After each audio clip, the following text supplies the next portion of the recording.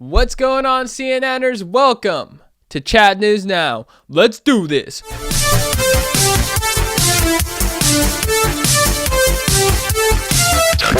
Alright, so Mark Zuckerberg is in the news. This rich, pasty bastard is building a new underground secret lair in Hawaii for $100 million. So he and his sidekick Mini Mark dished on the epic features, which include a fat pool filled with sharks that have laser beams attached to their heads, a new drill he calls the Alan Parsons Project that will allow him to bore into the Earth's crust if need be, and a time machine so he can go back in time and perform a crab-clawed scissor throw on the dude who invented TikTok before he does the deed. Basically using martial arts and science to eliminate the competition. He also said he's going to take the TikTok software, hold it hostage unless China gives him $100 billion. Finally, we're told that this dude is getting into the space race. Here's a mock-up of the meta vessel here. We're told the dimensions are 1,200 inches. Hard. I'm excited to see this thing drop its load once it enters orbit. Apparently his wife is overseeing the construction and the space mission. Here's a clip of her at the launch.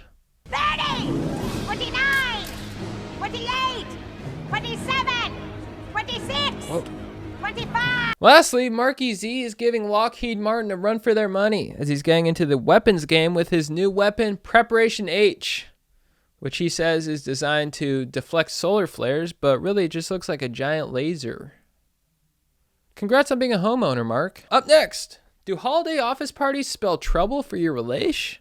After these words, don't go anywhere. Can I be your friend? Of course you could be my friend, sweetie. Thank you.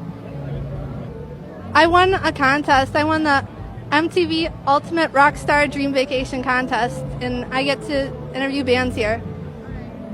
Oh, that's what's going on. Yeah. Okay, lucky you. Thank you. It's a pleasure to meet you. Pleasure meeting you too, babe. And you definitely have a weird vibe to you, so swag. ASAP. I'm out this.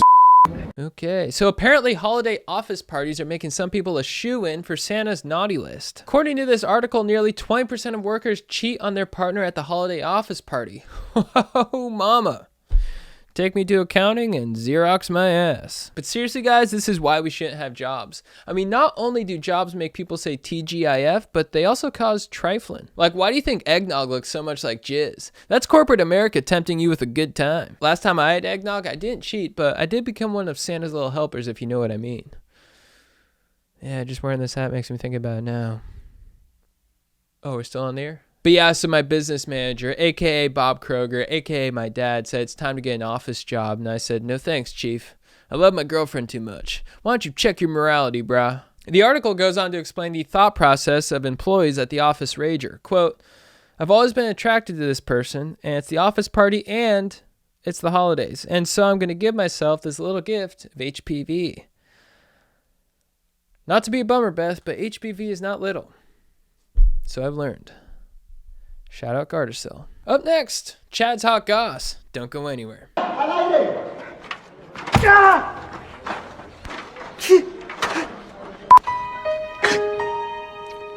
María Luisa,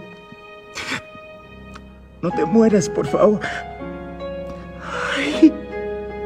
All right, so Venus must be in its 69th house because celebrity romance is going nutso right now. First up, we've got Selena Gomez and Benny Blanco. Now, you might know Benny Blanco as a music producer who's worked with J. Biebs, and you're thinking, hold on a freaking second. Did he just cross J-Bone? But according to my anonymous source, my girlfriend, apparently Justin gave the blessing, saying he's not threatened by Benny at all. And Selena sounds super stoked on Benny, saying she feels safe and secure with him. He's totally respectful and not a player. I mean, this is a tale as old as time. Whoa. Yeah, good on her for finding true love.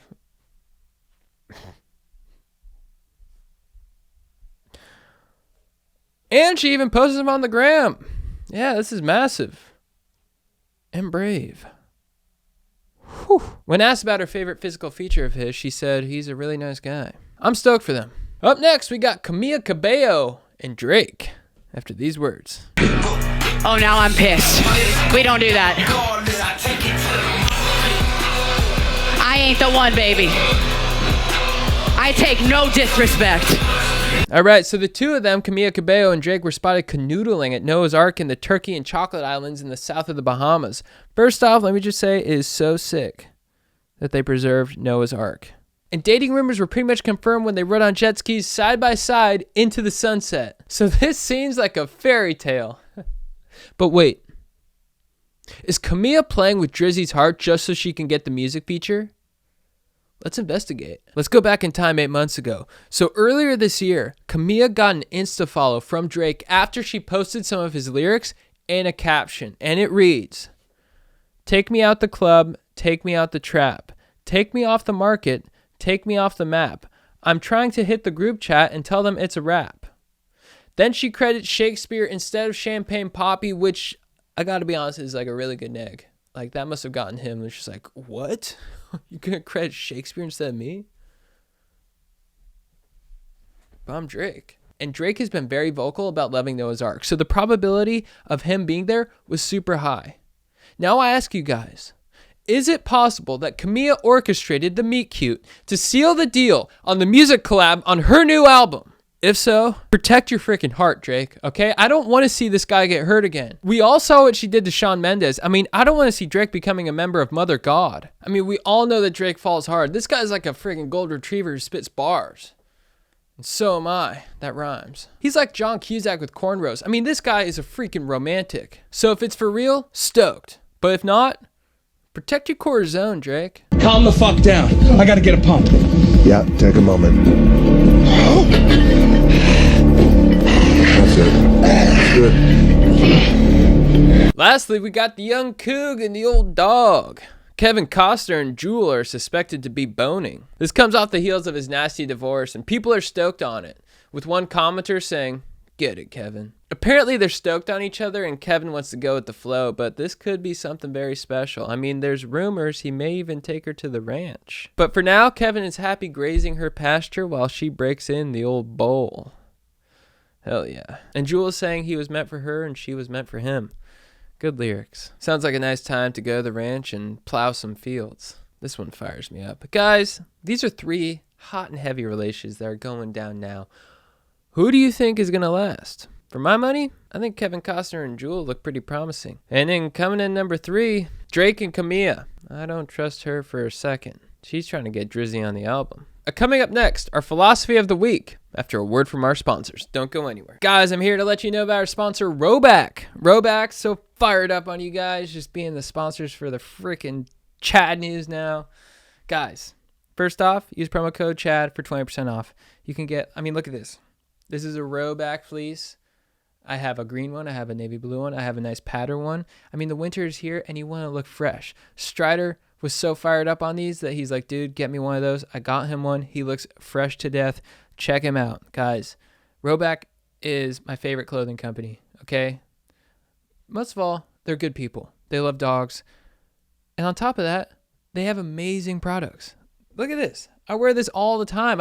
I get compliments on this all the time. The sickest golf shirts, the best workout clothes. I use their clothes to work out. It's incredible. Guys, I cannot sing their praises enough. Roback. Get on the Roback train today. Use promo code CHAD for 20% off your order. You know, this is high quality news. This is the top news channel in the country. Just throwing that out there for the universe to manifest into that for the future. But this is the top news channel in the country, and I choose Roback. I choose to rep Roback because they're the best. I love you guys. Roback, you're the best. What up? Finally, for our philosophy of the week, we're going to turn to my good friend James Bashara. He is the founder of Magic Mind and a Vedanta philosophy scholar, some might say. And he and I had an interesting conversation about the nature of death that I thought you guys would be super interested in. So let's call him here. Yellow. J-Bone, how you doing? Living? Dude, good, man. How you doing? I'm doing pretty dang good. So we're doing Chad News right now, and I do a philosophy of the week section. Would you call yourself a Vedanta scholar? Or definitely wouldn't say scholar. I would say student, and I'll give a lecture here and there on it, and have a YouTube channel dedicated to, speaking of communicating this philosophy. I wanted to bring you on. Thank you for taking the call. I know you're a busy guy, so but we had an interesting discussion. I asked you what you thought happens after we die, and you had some interesting thoughts on that. Do you want to go into basically your main thoughts? What this philosophy says, at least, is that there's two planes. So it's very important to know which plane we're talking about, the relative plane or the absolute. From the absolute plane, there is no death.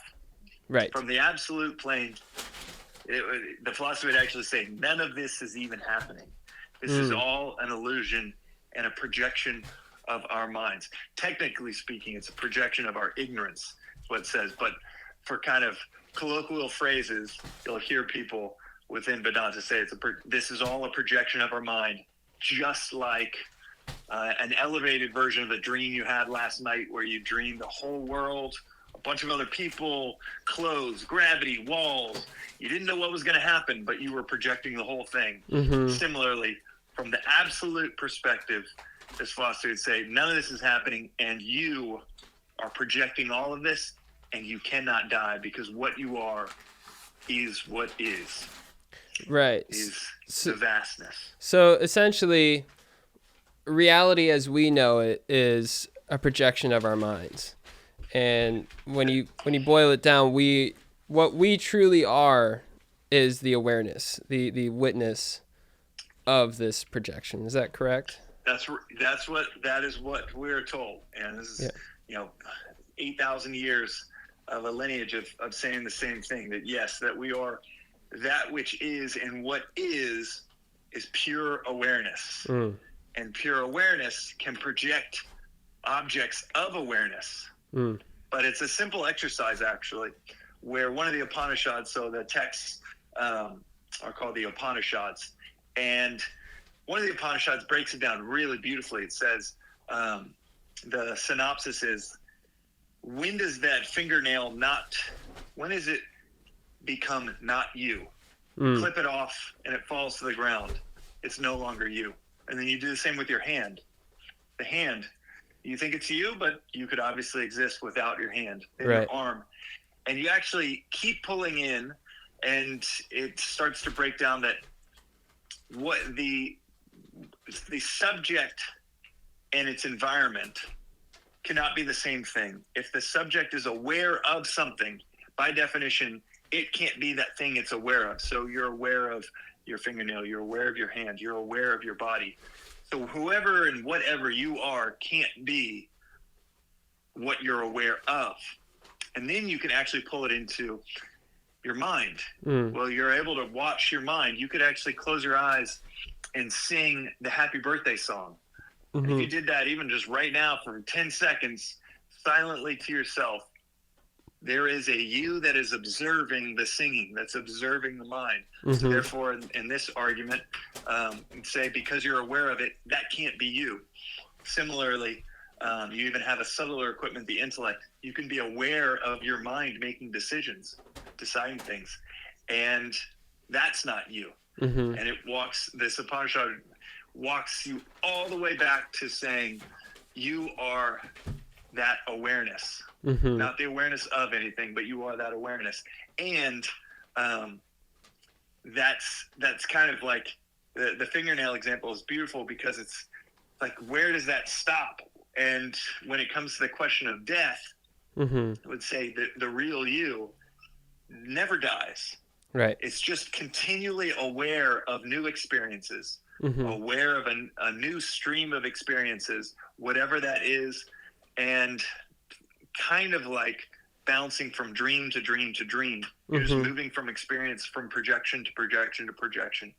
And on the absolute plane, you actually never change. It's just the movie you're watching does.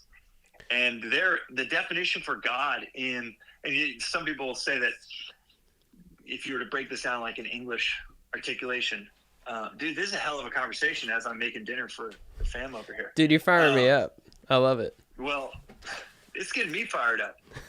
This is going to be the best salad I ever make. The long story short, their definition in the East, Vedanta is where essentially all Eastern philosophy comes from these 4 textbooks, the Vedas, which have the Upanishads at the end of them. Vedanta just means end of the Vedas, which is another word for Upanishads.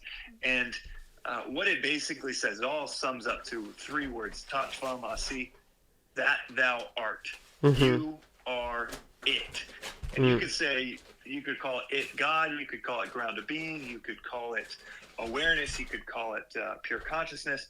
Their word for it is Brahman, which just means the vast. So from the absolute sense, that's what you are, and you can't mother effing die, playa.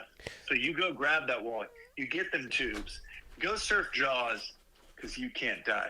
From the absolute, from the relative, you definitely can die from the relative. Yeah, man. I love these conversations, and I think the CNNers will be fired up on it. And guys, make sure you check out the Daily Vedantic. And James is also founder of Magic Mind, our drink of the show. All right, buddy. All right. Chad. Have a great one. Thank you. Guys, that fired me up. Sorry, Lola has been tearing stuff up in the room, but I hope you guys enjoyed that conversation. I love Philosophy of the Week. What up? We'll be back after these words.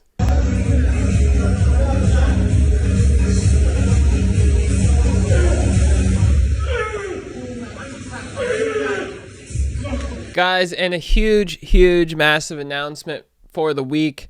Bryan Adams, you might know him as the singer of The Summer of '69, made a huge clarification.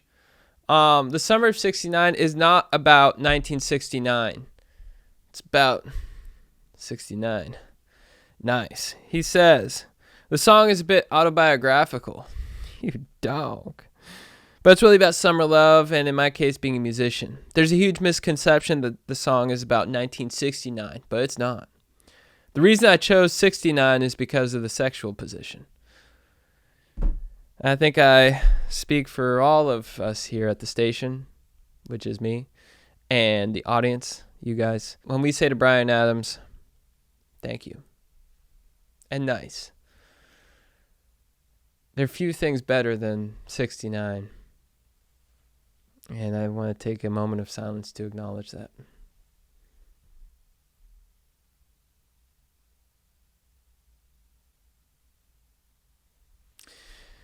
And now, as we get erect, let's head into the tanning report. And now for the tanning report, let's look at the best places to tan in the country.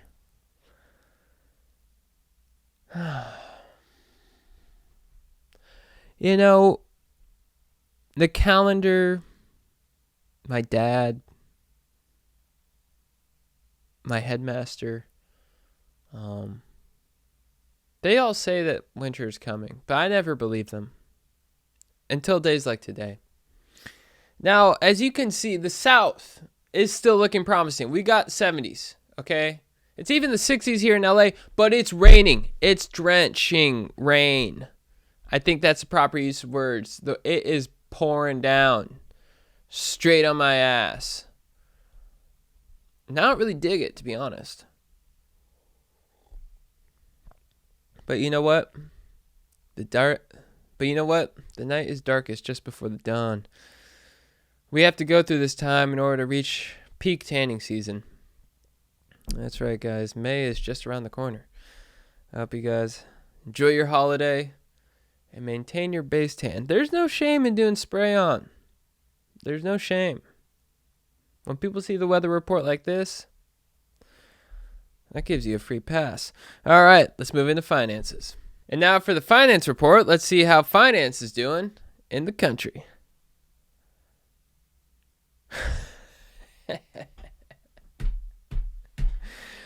Mr. Dow. Ho, ho, ho, baby.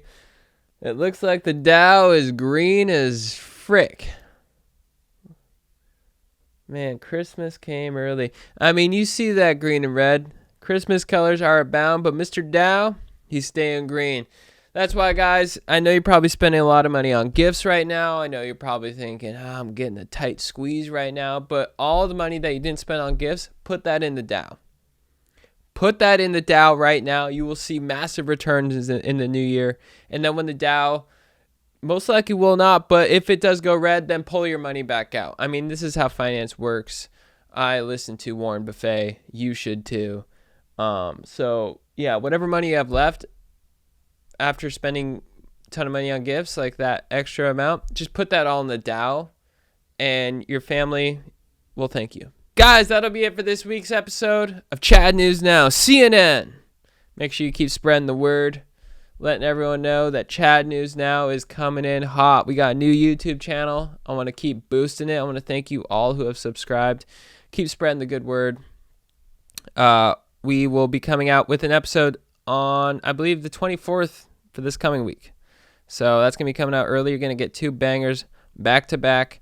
And we got an in-depth special report. So I want to thank you guys for watching. Thank you guys for listening. Shout out to James Bashara. Shout out to Roback. And shout out to you guys for being absolute legends. Make sure you like, subscribe, and do all that stuff. Sorry I have to say that, but I've been told it helps. So I appreciate you guys. What up? And now we're going to have Brittany dance us on out. Brittany?